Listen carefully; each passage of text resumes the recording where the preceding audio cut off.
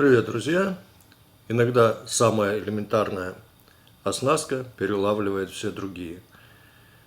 И я думаю, изготовив ее, вы в этом убедитесь. Ну а сейчас приступим непосредственно к изготовлению этой простой, но очень уловистой рыболовной оснастки.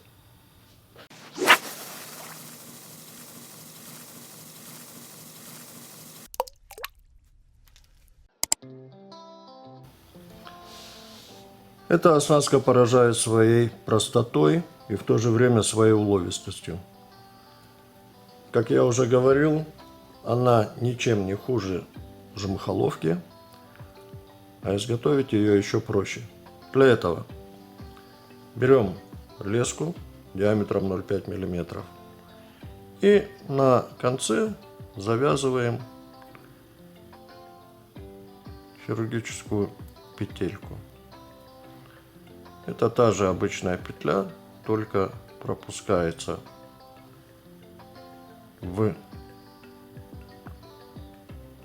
только двойная, так скажем. Один раз и второй раз. И затянули.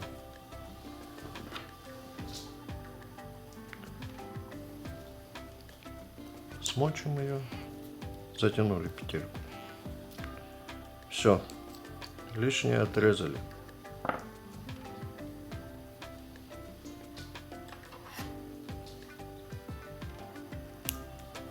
Лишнее отрезали. Вот такая петелька.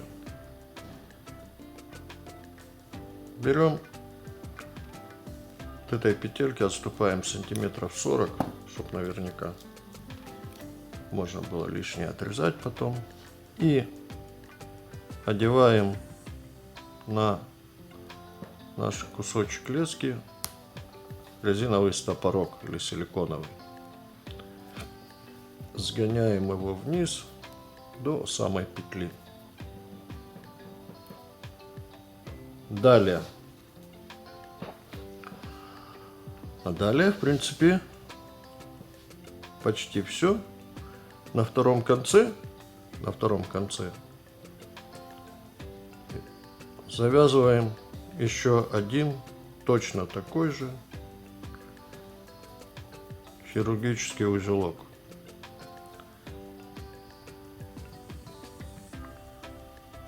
Так, чтобы у нас общая длина получилась в районе 25-30 сантиметров.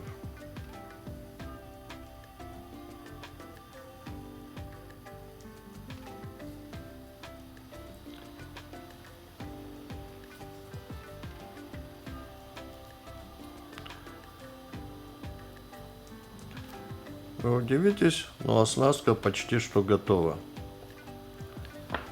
Отрезаем лишний кончик ненужный.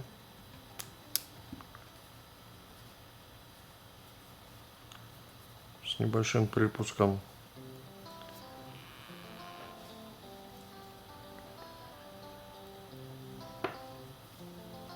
Что дальше делать нам вот с этим кусочком лески с двумя петельками и резиновым стопорком? Как оно может использоваться? Все очень просто. Для ее использования нам понадобится еще, хорошо было бы использовать карповую иглу для монтажа бойлов, но у меня ее с собой нет, поэтому я просто покажу. Вот эту верхнюю петельку мы продеваем в груз, скользящий груз. В данном случае у меня 2 унции груз, это 56 грамм. Этот груз подойдет для ловли рыбы в стоячей воде. Если мы будем ловить рыбу на реке с сильным течением, можно ставить груза больше, в общем, любой груз. Далее мы надеваем на эту же леску любую кормушку. Кормушки бывают такой формы. Кормушки с грузами, в принципе, можно вот этот груз не ставить. сама кормушка уже является. Она тяжелая и подойдет для заброса нашей оснастки на дальние расстояния. Но я буду использовать в данном случае простую пружинку.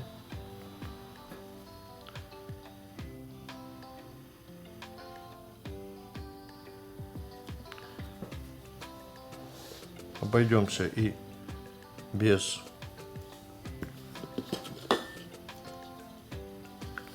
монтажной иголки, а поступим следующим образом.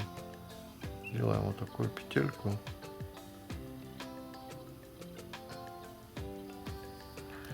Протянем нашу. Все равно мы всех победим.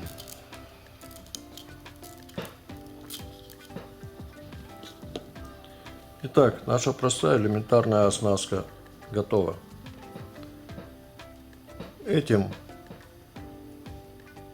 Этой петлей мы цепляемся за карабин основной лески. На вот эту петельку мы одеваем заранее подготовленный поводочек. Вот такой. Почти во всех видео я показываю, как их связать. Мы можем надеть или же такой поводок, обыкновенный, если мы будем пользоваться насадкой или наживкой. Или же вообще не будем пользоваться насадкой. Наша кормушка будет работать по принципу жмыха. Вокруг кормушки будет создано пищевое пятно. Как известно, карп издалека начинает фильтровать через жабры свой грунт, чувствуя запах пищи. Он фильтрует, выбрасывает через жабры все лишнее, часть через жабры, часть ртом обратно. Он как бы пылесосит дно и втянет наш пустой крючок тоже. В то же время, если вы не хотите ловить мелочь какую-то, можете карась подойти и так далее, он обязательно будет клевать на насадку. Если вы насадку или наживку не установите на крючок, то, скорее всего, вы отсечете мелкую рыбу и поймаете карпа, если таковой водится в водоеме.